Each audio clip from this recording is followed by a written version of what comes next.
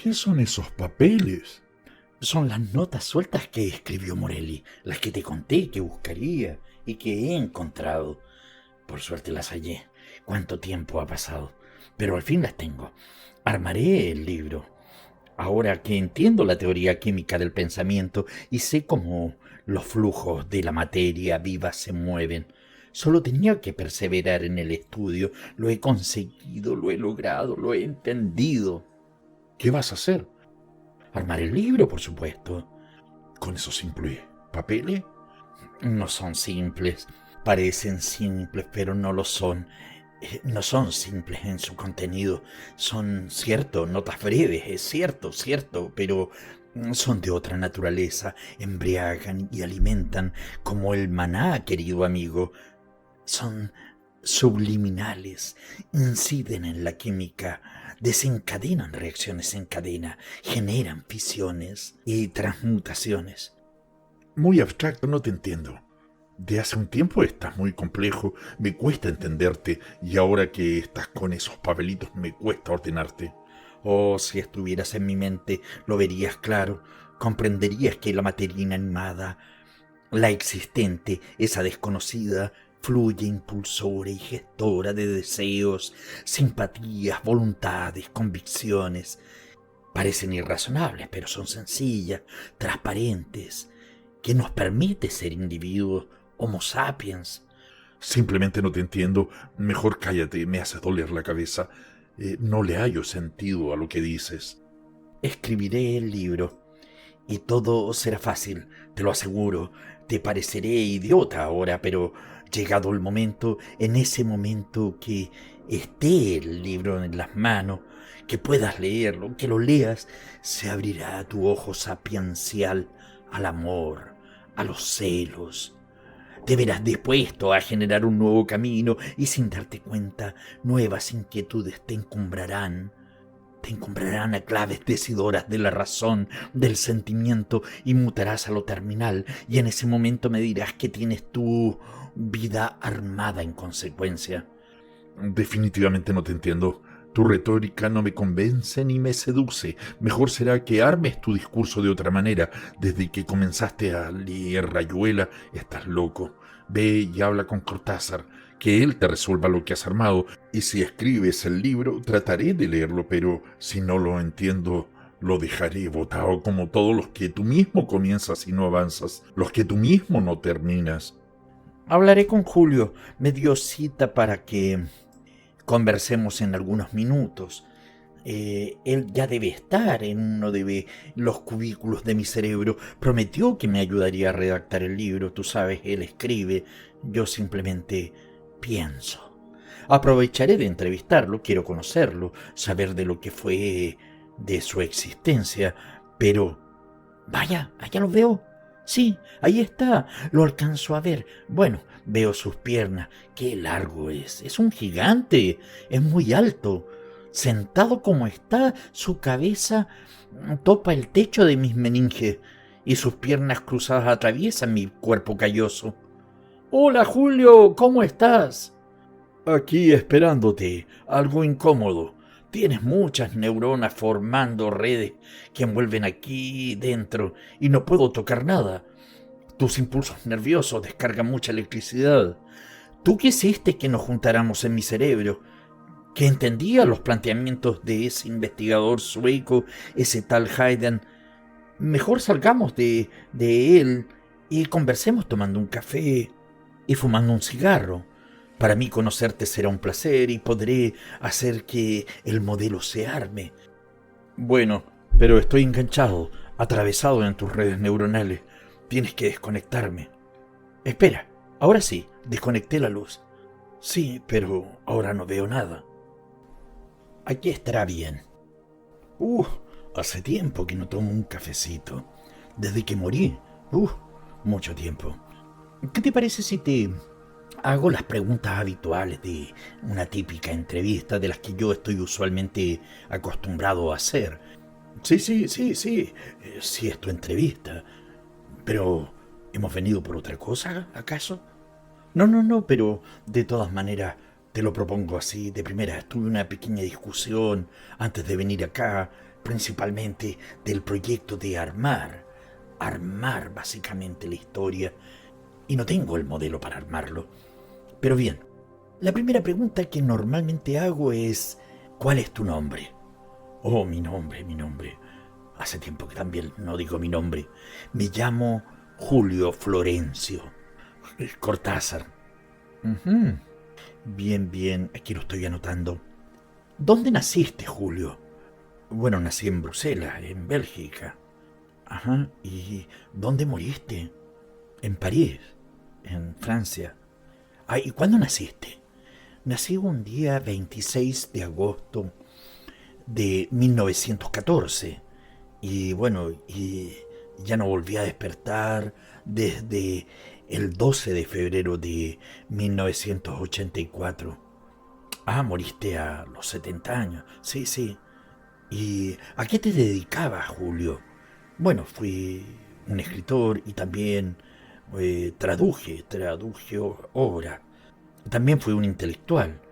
Y ante todo, bueno, quería hacerte resaltar algo, es decir, yo siempre he sido argentino. Nací en Bruselas, pero soy argentino. Toda la vida fui argentino. Siempre quise a Argentina. Argentina es... ¡Viva Argentina! Argentina, che. Te entiendo, sí, eres argentino. Y todo el mundo te conoce como un intelectual argentino. También se te conoce como un renovador del género narrativo. Impactaste a nivel mundial. También impactaste principalmente en el cuento breve. Hiciste cambio. Sí, hice cambio. Quise hacer cambios en la estructura, como también en el uso del lenguaje. Eso sí que te tengo que recalcar algo. Opté por la nacionalidad francesa en 1981, porque estaba molesto, muy molesto con el régimen militar que existía allá en Argentina. Por eso tomé la nacionalidad argentina. Que me disculpen mis compatriotas, pero yo soy argentino y toda la vida seré argentino.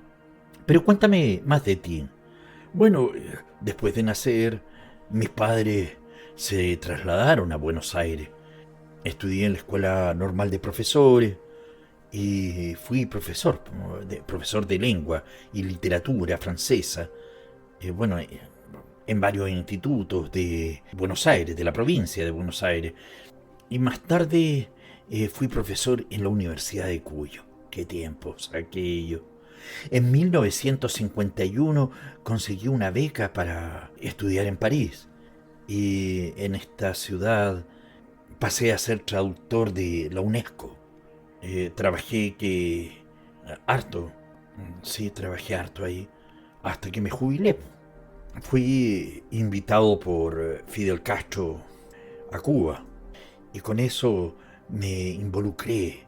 Fui un gran defensor y divulgador de la causa revolucionaria, la cubana, como también después haría con la que fue en Nicaragua, la Nicaragua sandinista.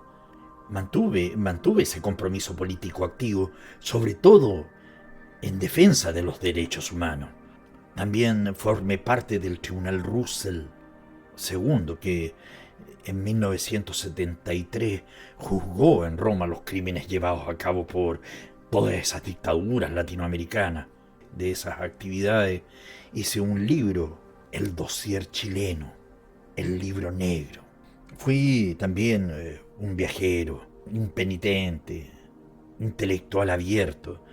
Fui uno de los protagonistas del boom de la literatura latinoamericana, participé en ella.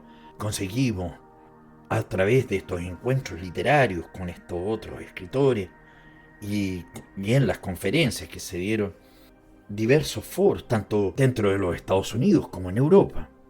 Tuve relaciones con editoriales y hice colaboraciones con la prensa europea, un reconocimiento internacional para mi obra, que sin renunciar a nuestras raíces culturales, me universalicé tanto en temas como estilo.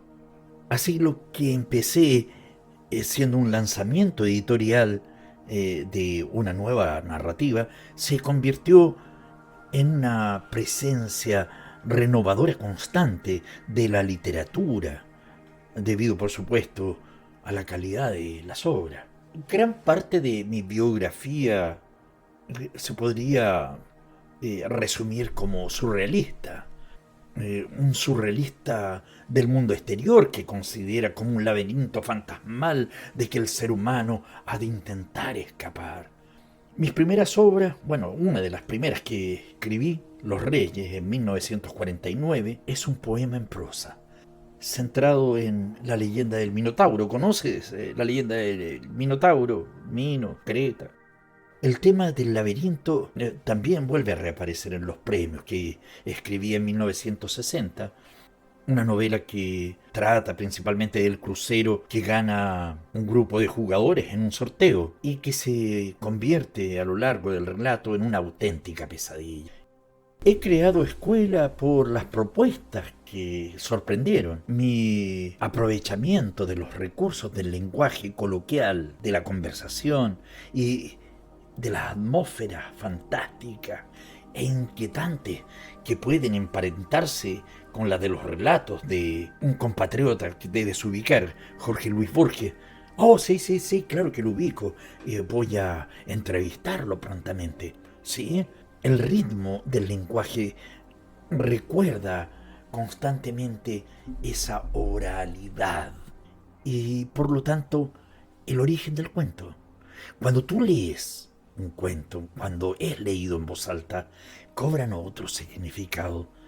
Lo curioso de estos relatos es que el lector siempre queda atrapado, a pesar de la alteración de la sintaxis, de la disolución de la realidad, de lo insólito, del humor o del misterio. Se reconstruye o interioriza la historia como algo verosímil.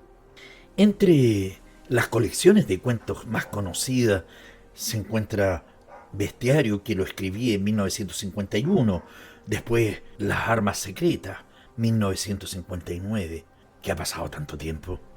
Uno de los relatos, El perseguidor, se convirtió en un referente obligado de mi obra. Todos los fuegos, el fuego, 1966, Octaedro, 1974 y Queremos tanto a Glenda, 1981. Entre el relato y el ensayo imaginativo de difícil clasificación se encuentran historias de cronopios y de famas. Bueno, esa la escribí antes, en 1962. La vuelta al día en 80 mundos, la escribí en 1967. O Último Round, 1969. También escribí algunos poemarios como Presencia, 1938, Pameos y Meopas, 1971, o Salvo el crepúsculo, póstumo, es decir, ese se publicó en 1985. Bueno, todo lo que te he dicho anteriormente no es que lo haya escrito en esa fecha, se ha publicado en esa fecha.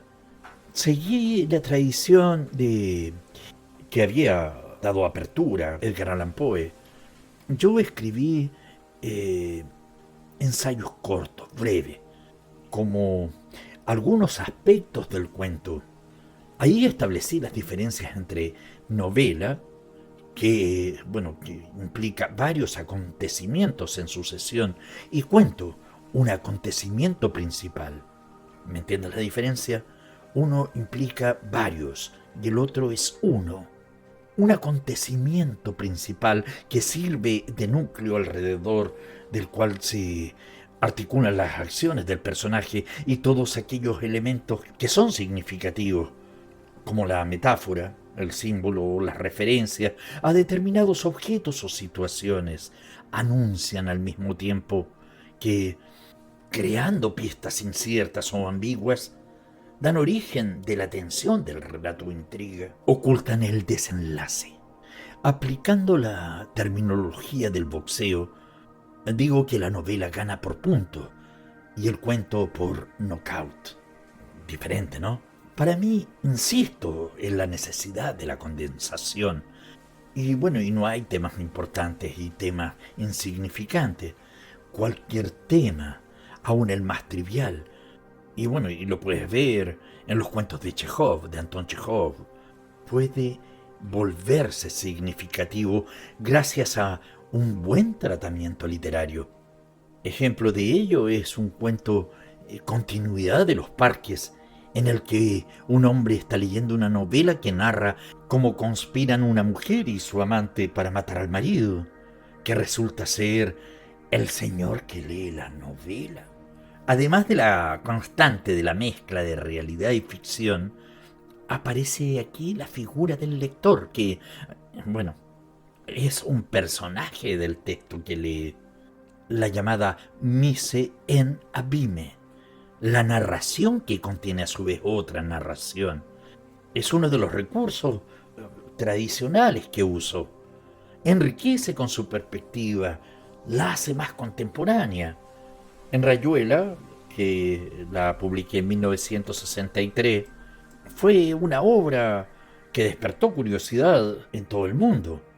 Compromete al lector para que él mismo pueda elegir el orden en el que leerá los capítulos de manera sucesiva o siguiendo un esquema de saltos que yo ofrezco en el comienzo del libro, pero que no excluye, al menos hipotéticamente, otras alternancias posibles. Lo puedes leer de la forma que quieras. Puedes romper de este modo con toda pauta convencional de linealidad narrativa y sugiero que el lector haga una incursión personal del texto, una incursión personal en el libro. Propongo lo que la investigación lingüística y literaria ha llamado desconstrucción del texto. Al mismo tiempo, tenemos los discursos literarios, filosóficos, políticos y hasta eróticos que se insertan en la novela. Se corresponden en gran medida con cuestiones heredadas de la literatura del absurdo, concretamente de autores como Kafka, Franz Kafka, y también Albert Camus. Bueno, Kafka ya lo entrevisté, me falta Albert Camus. Bueno, en esto se trata de representar el absurdo, el caos, el problema existencial mediante una nueva técnica.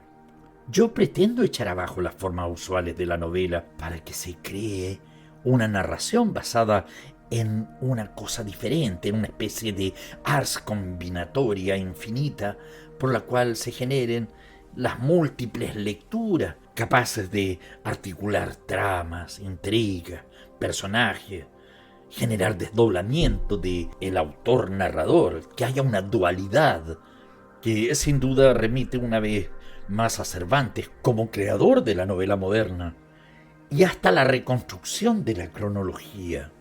Yo he declarado que quiero superar ese falso dualismo entre razón e intuición, materia y espíritu, acción y contemplación, para alcanzar la visión de una nueva realidad, más mágica y más humana.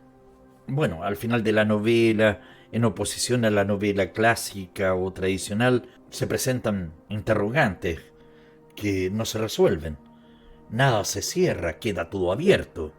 Todo está abierto a múltiples mundos. Yo llevé estos planteamientos estéticos a mi novela 62 Modelo para Armar, que publiqué en 1968.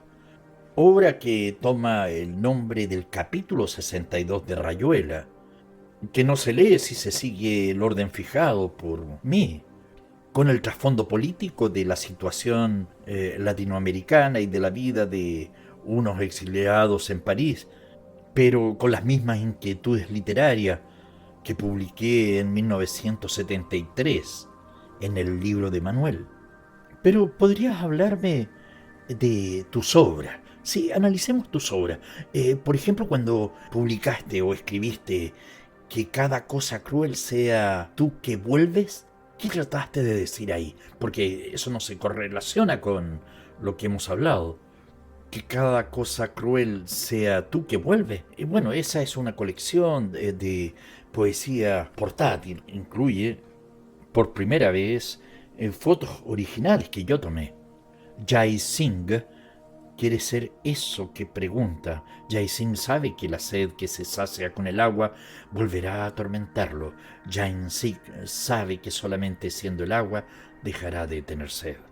Es una obra anfibia, hecha de las fotos tomadas por mí en 1968 del observatorio de Jaipur en la India, construido por el sultán Jai-Singh en el siglo XVIII, y una serie de textos fechados en París y en Saigón en 1971.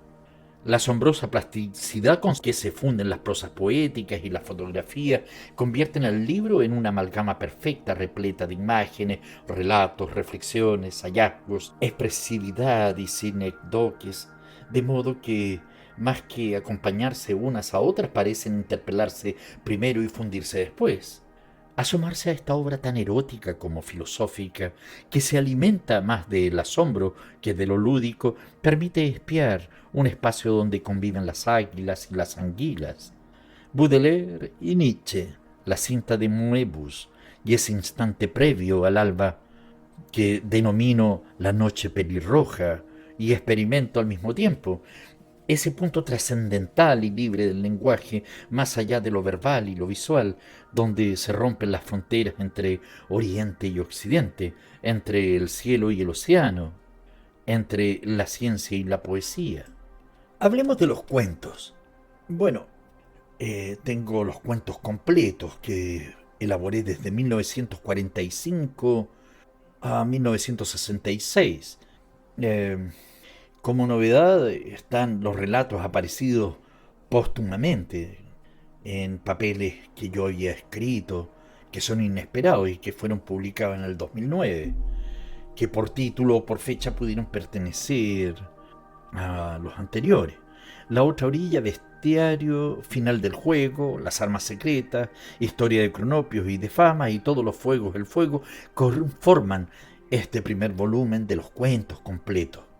En los cuentos completos tenemos que los lectores y lectoras encontrarán todas las colecciones de cuentos míos, los publicados entre 1969 y 1983.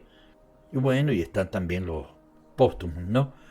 El último round, Octaedro, Alguien que anda por ahí, un tal Luca, Queremos tanto a Glenda y Deshoras conforman este segundo volumen de los cuentos completos. Y sobre tus cartas, bueno, de las cartas, tengo un set de cartas que van desde el 65 al 68. Es una compilación de la correspondencia que tuve, unas cartas que pueden leerse como diario personal, autobiografía o un cuaderno de bitácora. Está organizada en 5 volúmenes que abarcan un periodo comprendido entre 1937 y 1984. Hay algunas inéditas, por supuesto. Las cartas comprendidas entre 1977 y 1984 es una compilación de la correspondencia. Insisto, se pueden leer como diario personal, como una autobiografía o una bitácora de mis libros. Está organizada en 5 volúmenes que abarcan un periodo comprendido entre 1937 y 1984. Pero entremos en Rayuela. Bueno, Rayuela se publicó en 1963. Como dijimos anteriormente, supuso una verdadera revolución en la narrativa dentro de la lengua castellana. Por primera vez un escritor llevaba hasta las últimas consecuencias la voluntad de transgredir el orden tradicional de una historia y el lenguaje para contarla. Rebosante de ambición literaria, por supuesto, y vital, renovadora de las herramientas narrativas, de estructura de géneros y convenciones. En esencia, con toda su complejidad ética y estética, con su imaginación y su humor. Hay 3 textos que son magistrales, uno de Gabriel García Márquez, otro de Adolfo Bioy Casares y Carlos Fuentes.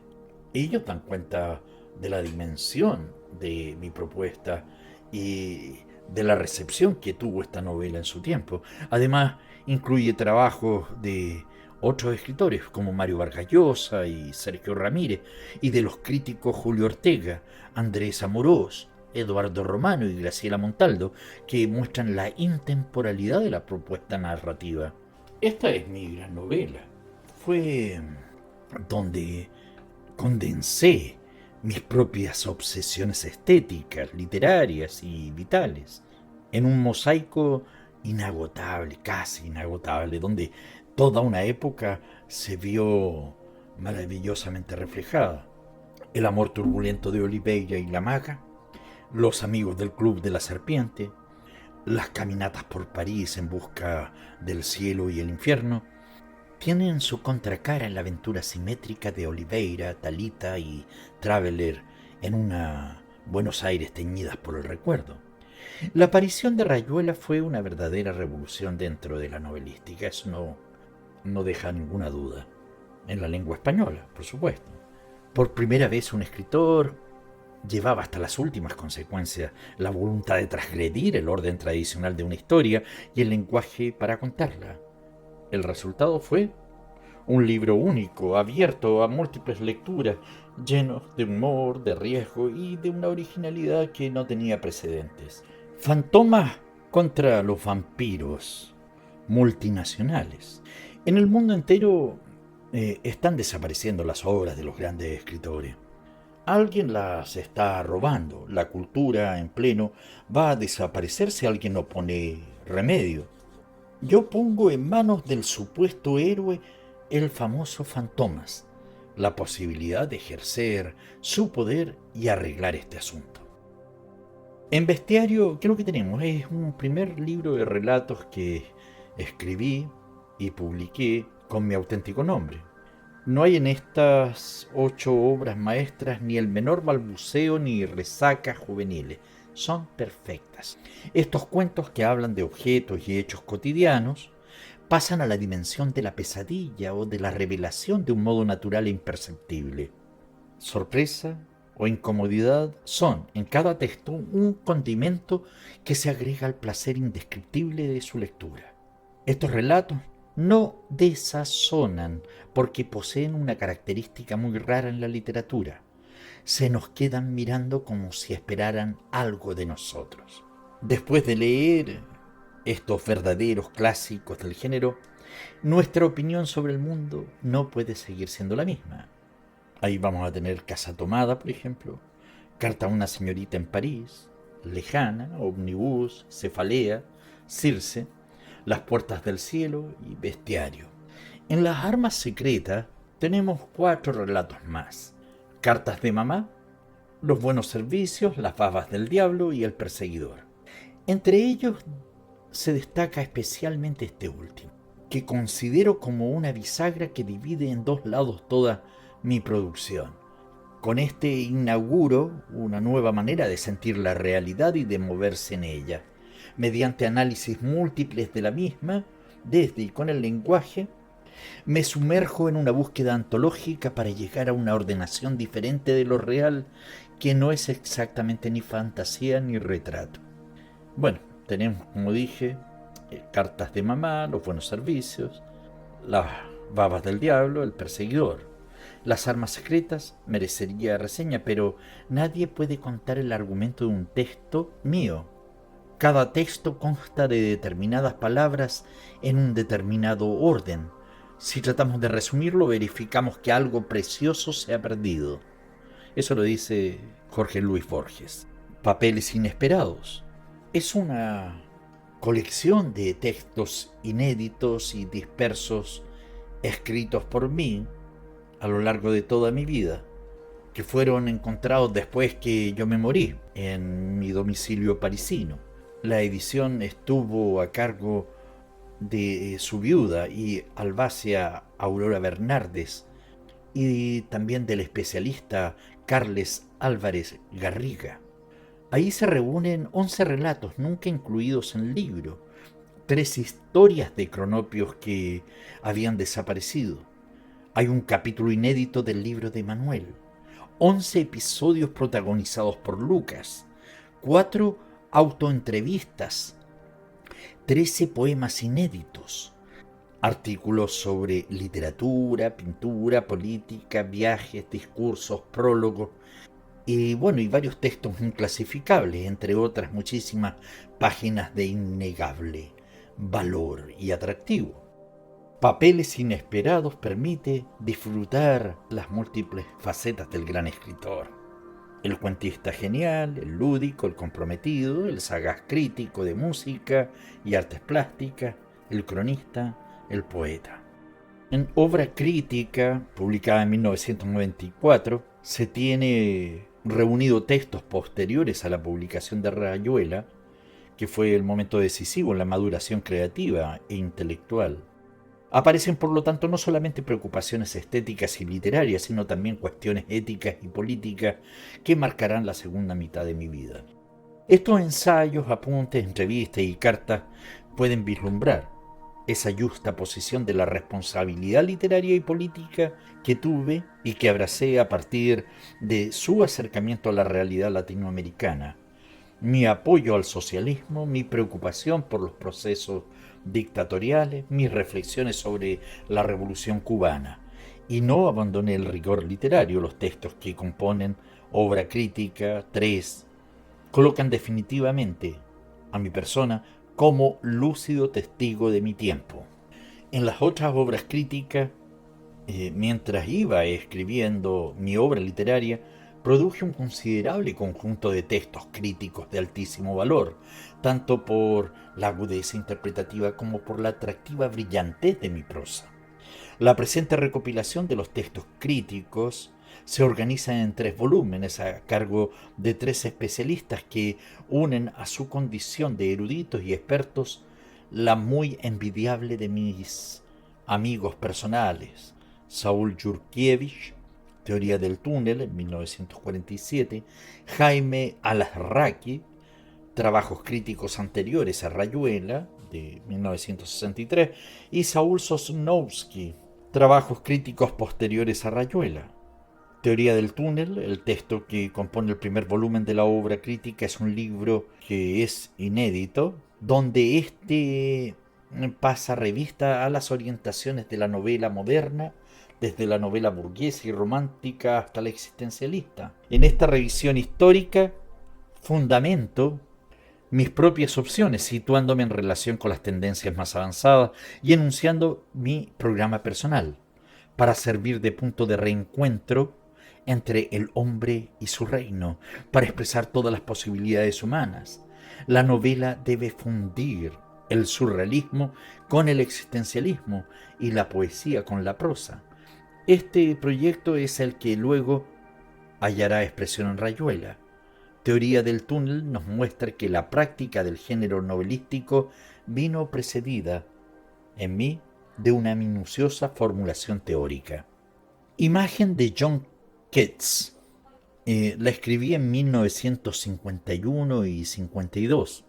No era biografía ni un ensayo, sino una especie de diálogo donde Keats estuviera lo más presente posible.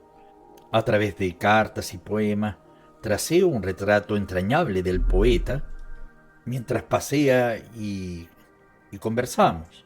Sigo el itinerario de su vida, comento su obra, llega así a rastrear y formular una poética del camaleón que llegará a ser la mía propia.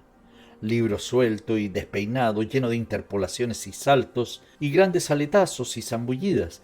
Quizás estas palabras mías sean las que mejor den idea del tono de este libro que durmió durante casi 50 años. Silvalandia. En adelante viviré mi apellido, exclamó un día el pintor argentino Julio Silva. Acababa de nacer un nuevo mundo, Silvalandia. Solo tuve que leer los cuadros y traducir en lengua vernácula las declaraciones siempre civilinas de una esfinge. Ahora les corresponde a ustedes, lectores, descubrir esta civilización ejemplar, en la cual los elefantes son ciudadanos por completo y donde los dueños de casa nunca se permiten confinar al pez en la pecera cuando salen.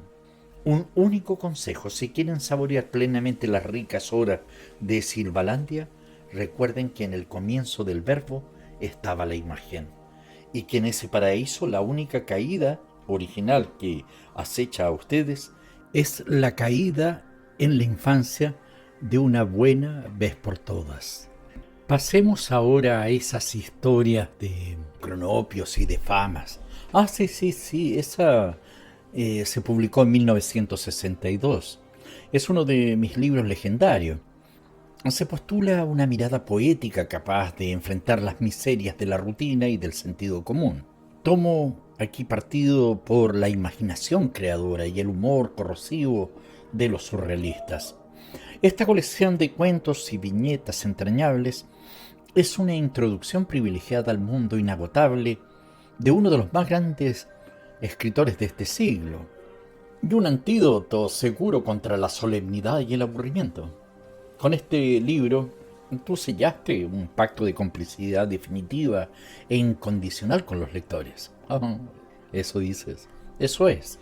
Eso ojalá sea. Ahí, para que tú tengas una noción, vas a encontrar los manuales de instrucción, las ocupaciones raras, el material plástico, bueno, y historia de cronopios y de famas. Háblame del examen.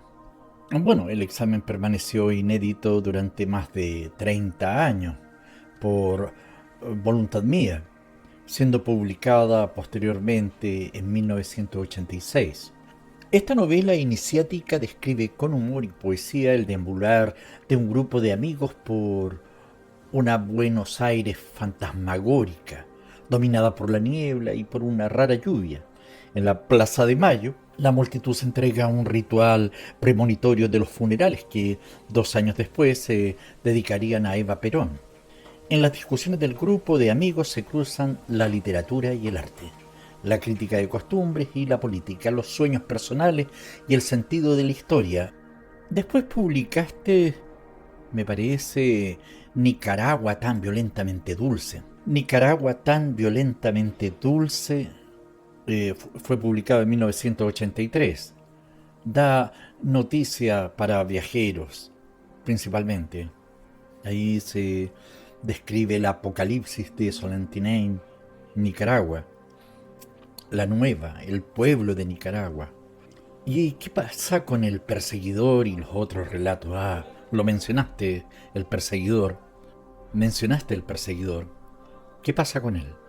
Bueno, los relatos para mí constituyen uno de los ejes esenciales de mi gran obra narrativa. Si en las novelas la búsqueda de una nueva expresión de la realidad acepta incluso los riesgos de una audaz y brillante experimentación formal, en los relatos la perfección de la forma pretende no alterar la descripción de los espacios ambiguos, incomprensibles, fantásticos de la realidad. Ciñéndome por tanto a una prosa solo aparentemente realista, logro crear de pronto un imprevisto inquietante, un pasaje de un mundo cuyos códigos creemos conocer, a otro cuyos misterios, encantos y horrores escapan a la comprensión, y no por ello, sin embargo, son mundos diversos. La percepción de la realidad no es completa, sí serena, por temor a dogmatismo. Los aspectos mágicos o fantasmagóricos en estos 21 relatos se encuentran, según al parecer, los más perfectos de toda mi obra: El perseguidor, La autopista del sur, Casa tomada, El otro cielo, Cartas de mamá, Después del almuerzo. Bueno, eso en cuanto a los relatos. Clases de literatura. Oh, sí. Bueno, en Berkeley, California, fue el otoño de 1980. En la cima de mi carrera y después de años de negativas, acepté dar un curso universitario de 2 meses en los Estados Unidos. Como cabía esperar, no se trataba de conferencias magistrales, sino de una serie de charlas sobre literatura y sobre todo acerca de mi experiencia de escritor y la génesis de mis obras. Las clases trataron gran diversidad de temas: aspectos del cuento fantástico, la musicalidad, el humor, el erotismo y lo lúdico en la literatura, la imaginación y el realismo, la literatura social y las trampas del lenguaje, todos ellos encarnados en lectura y ejemplos tomados de la cultura universal.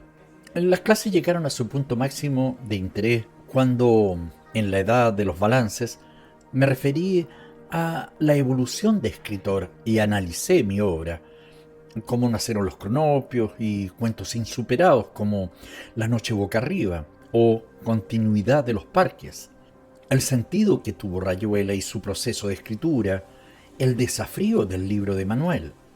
Quien lea la minuciosa y fiel transcripción de 13 horas de grabaciones al cabo de este encuentro con el Cortázar oral, valorará lo mismo que en sus textos: la soltura y cercanía, la vastedad de lecturas, la honestidad intelectual, la imaginación y el rigor de tamaño profesor. El Cortázar que nos quedaba por conocer, este que ya entra en el aula y sonríe.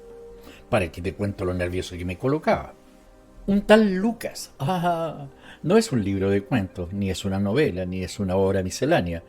Es un libro de Julio Cortázar, es decir, un libro mío. Se trata de un itinerario espiritual de lo cotidiano, de una carta de navegación ciudadana llena de guiños, de picardía, de señas dirigidas al lector como una invitación a participar en el juego. Un juego que aquel podrá comenzar por donde quiera, abriendo el libro por donde lo desee, saltando sus páginas. Quizás porque este Lucas, trasunto sistemático de este Cortázar, ha hecho todo lo que tenía que hacer y se detiene de vez en cuando para dejar, benévola o malignamente, constancia de algo de lo que ha hecho. Caprichosamente sí, pero también con el admirable rigor de quien fue, en verdad, un maestro. La vuelta al día en 80 mundos. Bueno, fue una solicitud de Arnaldo Orfila que me hizo de algún texto para publicar en su nueva editorial, Siglo XXI. Dio origen a La vuelta al día en 80 mundos y Último Round, dos libros que conforman un proyecto compartido con el artista Julio Silva.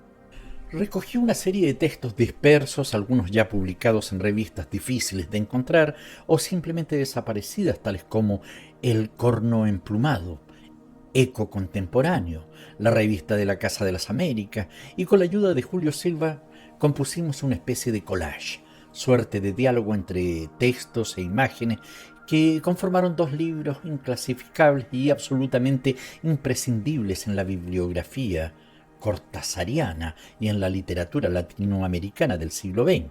La vuelta al día en 80 mundos se publicó en 1967 y 2 años más tarde, en el 69, Último Round. Buena parte de los textos que componen los dos libros son básicos para comprender mi obra, su relación con la música y especialmente con el jazz. Luis enormisísimo Cronopio, La vuelta al piano de Thelonious Monk, Clifford con el boxeo, el noble arte, descripción de un combate con el humor, de la seriedad en los velorios, las buenas inversiones, Patio de tarde con la literatura, del cuento breve y sus alrededores con la política, acerca de la situación del intelectual latinoamericano, con sus y nuestros cronopios, viaje a un país de cronopios y con el conjunto de la obra Casilla del Camaleón. El diseño de los libros realizado por Julio Silva convirtió los textos en collage y la lectura en uno de los juegos que tanto me gustaban. La vuelta al día en 80 mundos se asemeja a un viejo almanaque con dibujos procedentes de libros antiguos y fotografías entrelazadas con los textos. Último Round tiene un formato único, con 2 pisos que permiten al lector jugar con los textos y las imágenes de forma múltiple. Los dos libros sorprenden por su modernidad y por encima de todo están rodeados por la mezcla de humor, libertad y rigor que marca el conjunto de toda mi obra. Las ediciones originales de La vuelta al día en 80 mundos y Último Round, con el diseño de Julio Silva, actualmente son inhallables y son joya apreciada de bibliófilos y coleccionistas de libros. Después de más de 30 años sin reimprimirse, RM puso a disposición de los lectores La vuelta al día en 80 mundos y Último Round, en el formato original concebido por mí y por Julio Silva.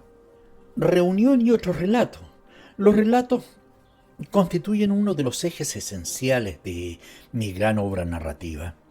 Si en mis novelas la búsqueda de una nueva expresión de la realidad acepta incluso los riesgos de una audaz y brillante experimentación formal, en los relatos la perfección de la forma pretende no alterar la descripción de los espacios ambiguos, incomprensibles, fantásticos de la realidad, ciñéndome, por tanto, a una prosa solo aparentemente realista. logro crear de pronto un imprevisto inquietante, un pasaje de un mundo cuyos códigos creemos conocer a otro cuyos misterios, encantos y horrores escapan a la comprensión, y no por ello, sin embargo, son mundos diversos. La percepción de la realidad no es completa, sí serena, por temor o dogmatismo, mis aspectos mágicos o fantasmagóricos. Me has hablado del perseguidor, tratemos un poquito más al respecto. El perseguidor recrea los últimos días del mítico saxofonista de jazz Charlie Parker, apodado como The Bird, la historia de un insondable abismo de desesperación, adicción a drogas y alcohol, racismo, mucha miseria y autodestrucción, pero también la historia de un gran genio. Hay una recopilación, los relatos, que son los relatos 3, donde hablo de pasajes. Esta recopilación de los relatos, en 4 volúmenes, ordenada por mí, poco antes de mi fallecimiento, sigue criterios de afinidad independientes del orden temporal de su aparición. Los títulos de los volúmenes, ritos, juegos, pasajes, y ahí y ahora apuntan oblicua y a veces irónicamente hacia las líneas de fuerza que organizan esos textos en una nueva estructura significativa. En los relatos 2, donde hablo juegos, la atmósfera inquietante que impregna los cuentos, que hago de muchos de ellos lecturas inolvidables, proviene no solo de la conjunción del talento con una maestría poco corriente en el género, sino también de mi decidida apertura a la irrupción de lo insólito en una realidad bajo la cual se siente latir algo más.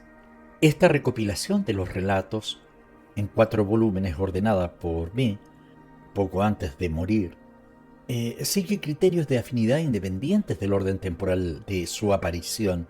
Los títulos de los volúmenes, ritos, juegos, pasajes, y ahí y ahora apuntan oblicua y a veces irónicamente hacia las líneas de fuerza que organizan esos textos en una nueva estructura significativa. Los relatos 1, es decir, ritos, la atmósfera inquietante que impregna los cuentos y que hace de muchos de ellos lecturas inolvidables, proviene no solo de la conjunción del talento con una maestría poco corriente en el género, sino también de su decidida apertura a la irrupción de lo insólito en una realidad bajo la cual se siente latir algo más. El libro Los relatos ritos está formado por 6 cuentos: Axolotl, Bestiario, Después del almuerzo, Final del juego, La noche boca arriba, Las Ménades. Mientras iba escribiendo mi obra literaria, produje un considerable conjunto de textos críticos de altísimo valor, tanto por su agudeza interpretativa como por la atractiva brillantez de mi prosa. Estos escritos constituyen lectura imprescindible porque ponen de manifiesto las nociones y valores determinantes en la génesis de la literatura cortasariana. Con ellos queda más completa la figura de mi persona, más a la vista el maravilloso poliedro de su obra íntegra. La recopilación de los textos críticos se organiza en 3 volúmenes.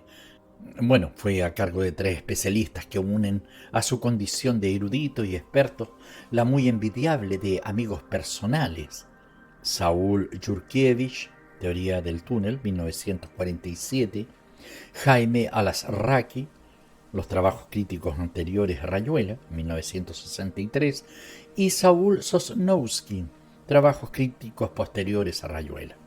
Los textos críticos de Cortázar, mis textos críticos, están dispersos en muy diversas y distantes publicaciones. En este segundo volumen de la obra crítica, Jaime Alasraqui reúne la producción anterior a Rayuela, a partir de la primera nota publicada en la revista Cabalgata, hoy ilocalizable, con un perfecto dominio de la bibliografía cortasariana. Alasraqui ha logrado recuperar textos casi desconocidos, donde se anuncia la personalidad literaria de Julio Cortázar y se prefigura su trayectoria.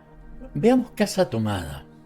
Hacer visible lo invisible es uno de los secretos del gran arte. Y mis cuentos suelen alcanzar la frontera de lo que puede ser dicho, y a veces hasta logran empujarla un poco más allá. Soy escritor de los bordes, donde lo oscuro celebra su fiesta en honor al brillo de las tinieblas.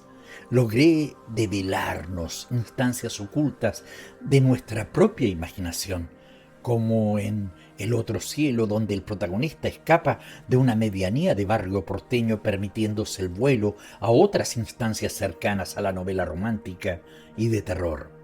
Pero la presente antología conserva un orden cronológico de publicación, y entonces la gran aventura de meterse en mi mundo empieza con un cuento que bien podríamos leer como una advertencia. Ojo, nos dice Casa Tomada, un clásico de clásicos. Y ojo que hay que ser muy valiente para enfrentarse a los propios fantasmas. Si se es prudente o timorato, como los protagonistas del cuento, quedamos para siempre expulsados de la casa, es decir, de la morada donde laten los monstruos de la propia fantasía. Pero enfrentarlos de frente a dichos monstruos puede también confrontarnos con peligros inimaginables o con una pesadilla de la que no hay que despertar. Lejana nos deja entrever esos otros territorios donde, jugando con las palabras y con el propio nombre, nos vemos obligados a saber quiénes somos sin calibrar el terreno que nos aguarda. Ciao Verona. Es un cuento muy largo, inédito durante 30 años. Narra la experiencia del protagonista que padece el rechazo de una mujer soltera.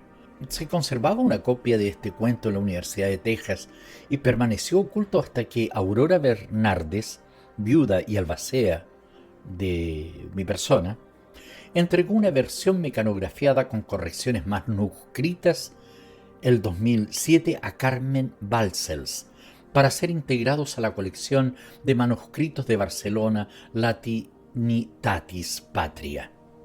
Los premios, parece que ya hemos hablado de los premios. Bueno, anticipa la fiesta de ingenio y transgresión que Rayuela supondría para la literatura en español. Los pasajeros que se embarcan en el Malcolm para un crucero de placer se ven envueltos en un misterio que tiene tanto de alegórico como de disparate y colosal. La ilusión de un corte con la vida anterior propia de los viajes incita a este grupo de hombres y mujeres a lanzarse a la exploración del enigma y al conocimiento mutuo, y lo hacen con el aplicado entusiasmo de un juego, con la libertad y el riesgo que solo supe concederle a mis personajes. Alto el Perú. En Alto el Perú interrumpo las actividades parisinas para irrumpir en una realidad con la que me ligo íntima y espiritualmente a través de la fotografía que Manhaufer House, una amiga, ha realizado en Perú. Mediante la sensibilidad artística, las arrugas de esa tierra, de esas caras y esos pueblos se alojan un tiempo en un departamento de París, desde donde irrumpe el poeta como un resto de conciencia que ayuda a despertar. A partir del contacto, establezco una serie de lazos que trascienden el espacio, que lo sitúan entre las inquietudes de esos hombres, mujeres, chicos, de la humanidad que habla de los márgenes de ese rincón que pueden ser tantos en el planeta, pobladores que prescinden de estas palabras para expresarse, trabajadores que dicen el mundo con sus ropas y gestos y andares y miradas, todo eso y tanto más, intransmisible por el lenguaje. Ya en pleno Perú, planteo a mi Beatriz, guía y fotógrafa de viaje, que la fotografía no congela el tiempo como suele decirse, muy al contrario, lo libera de su versión primaria, nos lanza a esa indiecita y a mí a un vértigo de espejos y de láseres, a una no mensurable cetrería a espaldas del presente, tal vez movidos por el mismo impulso que el del poeta, sin dejar de tejer la tela. El libro de Manuel es mi gran novela política, una síntesis polémica de mis búsquedas estéticas y mi interés por los movimientos revolucionarios de aquellos años. Puede leerse como un desplazamiento natural de los personajes y los temas de Rayuela hacia las urgencias y los fervores de un mundo convulsionado, pero conserva de aquella novela fundamental toda la fantasía, el desenfado y la frescura que me han hecho un escritor único e irrepetible dentro del panorama literario del siglo XX. Cuento sin moraleja. Audio del cuento que integra el libro del autor Material Plástico. El libro completo contiene material plástico, instrucciones para cantar, trabajos de oficina, maravillosas ocupaciones, vietato introdure biciclete, conducta de los espejos en la isla de Pascua, posibilidades de la abstracción, el diario a diario, pequeña historia tendente a ilustrar lo precario de la estabilidad, fin del mundo, fin acefalía, esbozo de un sueño, ¿qué tal López?, geografías, proceso y retroceso, historia verídica, historia de un oso blando, tema para un tapiz, propiedades de un sillón, sabio con agujero en la memoria, plan para un poema, camello declarado indeseable, discurso del oso, retrato del casoar, aplastamiento de las gotas, cuentos sin moraleja, las líneas de la mano. Deshoras. Bueno, ahí se encuentran Botella al mar, fin de etapa, segundo viaje, Satarsa, la escuela de noche, Deshoras, pesadilla, diario para un cuento. Los Reyes. Los Reyes, publicado en 1949. Es mi primer libro publicado con su verdadero nombre. Se trata de un poema dramático donde propongo una curiosa variante del mito del Minotauro. Ariadna no está enamorada de Teseo, sino del monstruo que habita en el centro del laberinto, y lo que pretende es que el Minotauro se escape sirviéndose del famoso hilo que llevará a Teseo, gran conocedor de la estructura cerrada y fatal de los mitos griegos. Ay. Me las ingenio para que la historia tenga igualmente el desenlace conocido. A pesar de las intenciones de la amada, el monstruo elige morir a manos de Teseo. Esta obra de rara belleza logra el prodigio de cumplir con la tradición al tiempo que la transgrede. El diario de Andrés Fava. Bueno, es uno de los protagonistas del examen. Obra escrita por mí en 1950 y publicada póstumamente en 1986. El diario de Andrés Fava formaba parte de esa novela, pero luego decidí excluirlo, conservándolo para ser publicado en algún otro momento. Esa obra inédita anticipa algunos de mis trabajos de madurez, como el cuento Continuidad de los Parques, y es rica en elementos autobiográficos y en reflexiones expuestas con humor y melancolía acerca de las cuestiones que me preocuparon toda la vida. La otra orilla. Son escritos entre 1937 y 1945. Los cuentos que componen La otra orilla constituyen mi primera incursión en el relato. Era autoexigente. Me negué a publicar casi todos ellos. 50 años después, la crítica los aclamó como un muestrario impresionante que anticipaba las capacidades mías. El contenido: plagios y traducciones, El hijo del vampiro, Las manos que crecen, Llama el teléfono, Delia, Profunda siesta de Remy, Puzzle. Después vienen las historias de Gabriel Medrano, Retorno de la noche, Bruja, Mudanza, Distante espejo. Después están los prolegómenos a la astronomía, de la simetría interplanetaria, Los limpiadores de estrellas, Breve curso de oceanografía, Estación de la mano. Octaedro. Fue publicado en 1974. Octaedro ocupa un privilegiado lugar dentro del ciclo de volúmenes de relatos. Fui fijando mis obsesiones personales y las del tiempo que me tocó habitar. Los 8 cuentos que lo componen son 8 caras de un nítido poliedro, que dibujé con un lenguaje estrechamente ceñido a la índole especial de cada historia, buscando esa difícil unidad dentro de lo diverso que concede excepcionalidad a un volumen de relatos. En el contenido está 1. Liliana llorando. 2. Los pasos en las huellas. 3. Manuscrito hallado en un bolsillo. 4. Verano. 5. Ahí, pero ¿dónde? ¿Cómo? 6. Lugar llamado Kindberg. 7. Las fases de Severo. Y 8. Cuello de gatito negro. Queremos tanto a Glenda. Un renovado repertorio de cuentos con variantes para todos los paladares de la lectura. rituales públicos y privados, pesadillas que surgen a plena luz del día, cruces imperceptibles entre la realidad y la imaginación, humos, violencia y melancolía. ¿Qué contiene? 1. Orientación de los gatos. 2. Queremos tanto a Glenda. 3. Historia con migalas. 4. Texto en una libreta. 5. Reportes de prensa. 6. Tango de vuelta. 7. Clone. 8. Graffiti. 9. Historias que me cuento. 10. Anillo de Moebius. 62. Modelo para armar. Nace a partir de la obra cumbre Rayuela, la cual se encuentra dividida en innumerables capítulos. Uno de ellos es el capítulo 62, de donde nace precisamente esta novela. En dicho capítulo, Morelli, personaje de Rayuela, nos plantea la posibilidad de haber encontrado una nueva forma de escribir, una forma más libre, más rupturista de la que habitualmente conocemos como literatura. Sin embargo, a pesar de ser más rupturista que la tradicional, al analizar este caso nos damos cuenta que posee toda su estructura propia, donde lo cambiante es la forma más que la idea de estructura. Puesto que el pensamiento humano se ha desarrollado a lo largo de la historia, basado en conceptos básicos de lógica, es posible transgredir dichos principios básicos, pero más que destruirlos se trata de una especie de juego para ver hasta qué punto se es capaz de continuar para no caer en el absurdo. En el número de Review 72, dedicado a Cortázar, Brian dice de 62 modelo para armar: ya no podría decirles de qué se trata.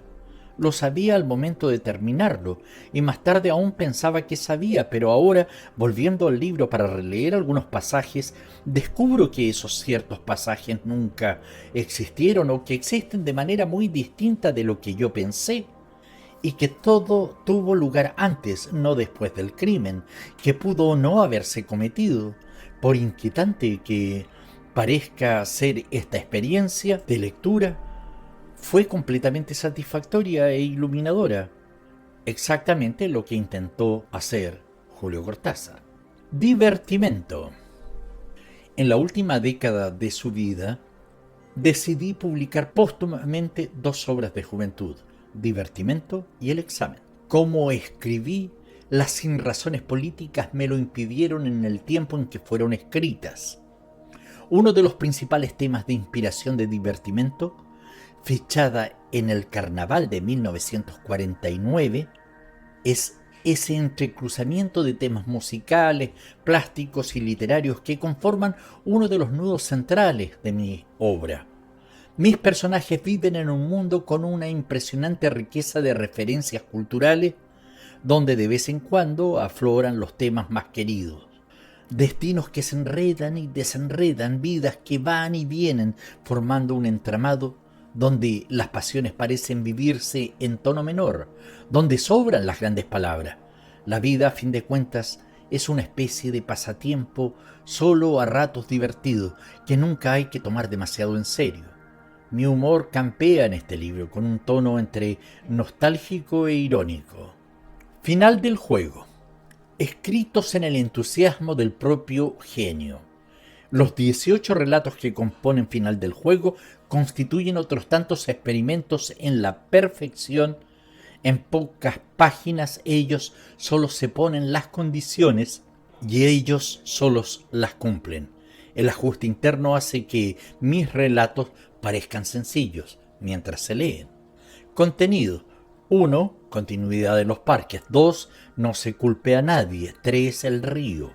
4. Los venenos. 5. La puerta condenada. 6. Las Ménades. 7. El ídolo de las Cícladas. 8. Una flor amarilla. 9. Sobremesa. 10. La banda. 11. Los amigos. 12. El móvil. 13. Torito. 14. Relato con fondo de agua. 15. Después del almuerzo. 16. Axolotl. 17. La noche boca arriba. 18. Final del juego. Todos los fuegos el fuego. Todos los fuegos el fuego, publicada en 1966, ofrece 8 muestras rotundas de la plenitud creadora que alcanzan mis cuentos. Desde la exasperada metáfora de las relaciones humanas, que es la autopista del sur, hasta la maestría de El otro cielo. Vuelvo a abrir nuevos caminos con relatos que son referencias obligadas para mis lectores y para los amantes del cuento en general. Contenido: 1. La autopista del sur. 2. La salud de los enfermos. 3. Reunión. 4. La señorita Cora. 5. La isla al mediodía. 6. Instrucciones para John Howell. 7. Todos los fuegos el fuego. 8. El otro cielo. Este camino ya nadie lo recorre, salvo el crepúsculo. Es un baiku de Basho, poeta japonés del siglo XVII. Y salvo el crepúsculo se llama el último libro de Julio Cortázar, que nunca habría aceptado la noción de último libro, porque la realidad no se atiene a los órdenes cronológicos, sino a las órdenes de la memoria y la experiencia. 40 años de una y de otra se funden como el azar en esta obra.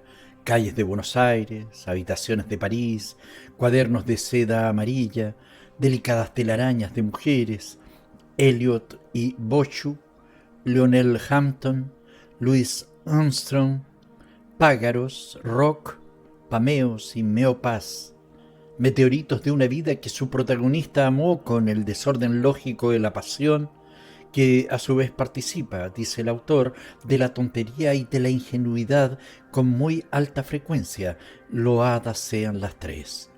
Nunca quise mariposas clavadas en un cartón.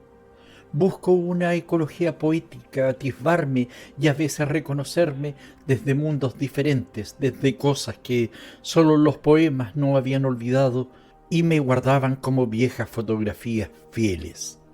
No aceptar otro orden que el de las afinidades, otra cronología que la del corazón, otro horario que el de los encuentros a deshoras, los verdaderos. Este es el hermoso objetivo que se propone al lector de Salvo el crepúsculo. Tras la última página, lo habrá alcanzado para siempre. Muchísimas gracias, Julio, por haber participado en esta entrevista que te ha hecho Audioletras.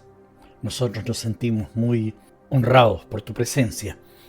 Y bueno, antes de que te vayas y antes de colocar algunas frases tuyas, me gustaría como última instancia, si es que no fuese mucha la molestia, de que nos recitaras el capítulo 68 de Rayuela.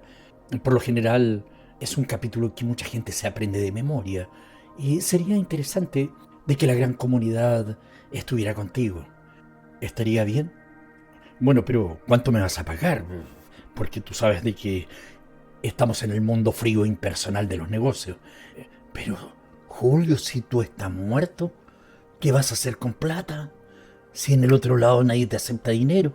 ¿Sabes qué? Ya, ándate nomás. No, está bien. Te lo recito, no te preocupes.